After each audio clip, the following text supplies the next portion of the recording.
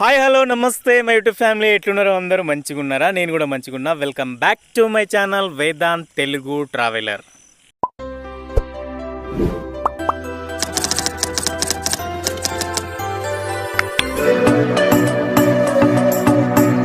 Friends, నా ఛానల్ని మీరు మొదటిసారిగా చూసినట్టయితే please do like, share and subscribe. అట్లనే నా ప్రీవియస్ వీడియోస్ కనుక చూడకపోతే వెళ్ళి చూడండి. నచ్చితే లైక్ చేయండి, షేర్ చేయండి, కామెంట్ చేయండి. అండ్ విషయం ఏంటంటే, ప్రీవియస్ నేను ఒక బర్రె తప్పిపోయిందనే వీడియో చేసిన కదా, ఆ వీడియో కూడా చూడకపోతే ఒకసారి వెళ్ళి చూడండి.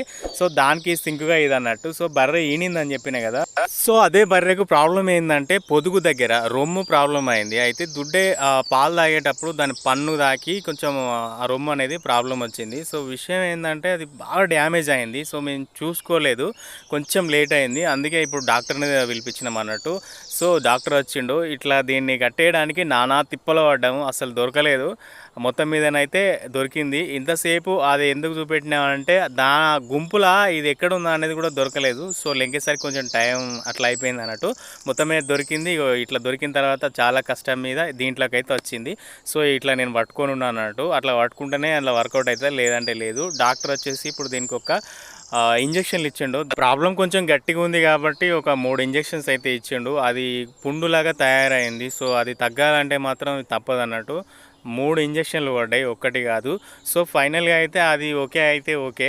ఎందుకనంటే ఇంకొంచెం లేట్ అయితే బాగా ప్రాబ్లం అయ్యేది, అసలు రొమ్మ అనేది ఊసిపోయేది అనే రేంజ్లా చెప్పిండు డాక్టరు. సో అక్కడ సిచ్యువేషన్ చూస్తే కూడా అట్లనే అయింది. సో అట్లా అయిపోయింది అన్నట్టు. ఫైనల్గా అయితే ఇంజక్షన్లు ఇచ్చినాం.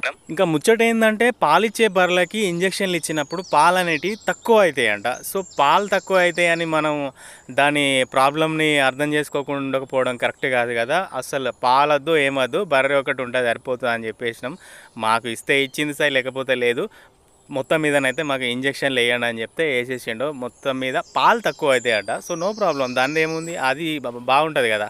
సో అదన్నట్టు ముచ్చట ఇక్కడ జరిగింది. అది 3 ఇంజక్షన్లు ఇచ్చిండు అండ్ అట్లనే ఒక ట్యాబ్లెట్ కూడా రాసిండు. సో దానిని మనం కుడిది పెట్టే టైంలో దానిలో కలిపి ఇవ్వాలన్నాడు. సో అదన్నట్టు ముచ్చట. ఇక్కడ ఇక తాడు ఇచ్చేస్తున్నాం.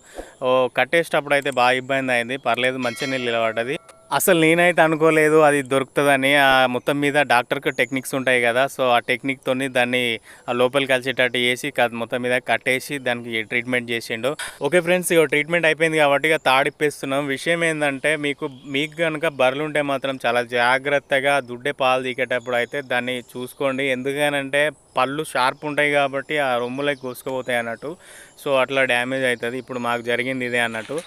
వెళ్తున్నాం, ఇంటికి వెళ్తున్నాం. వెళ్ళే టైంలో ఒక ఫన్నీ ఇన్సిడెంట్ ఏంటిదంటే, అది అడవి కదా, అక్కడ కోతులు వచ్చినాయి అన్నట్టు. సడన్గా ఇలా డాక్టర్ వాళ్ళ బండి మీదకి ఎగబడేసరికి ఉరికొస్తున్నారు అన్నట్టు. ఇదే విజువల్.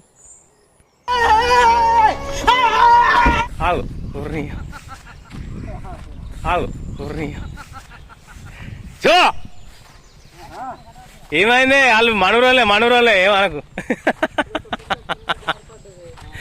అరే అట్లనా. ఇగో ఈ చెట్టు కింద కోతులు ఉన్నాయంట. సో వీళ్ళు నార్మల్గా వెళ్తూ ఉండగా ఆ పిల్ల ఒకటి ఒర్రిందంట. ఒర్రేసరికి వాళ్ళ సైన్యాధిపతి ఉంటాడు కదా, వాడు మొత్తం మీది కురికొచ్చిండు అన్నట్టు. వాడే ఈ లొల్లి అంతా క్రియేట్ చేసింది అన్నట్టు. పాపం గజ్జుమన్నారు మనోళ్ళు.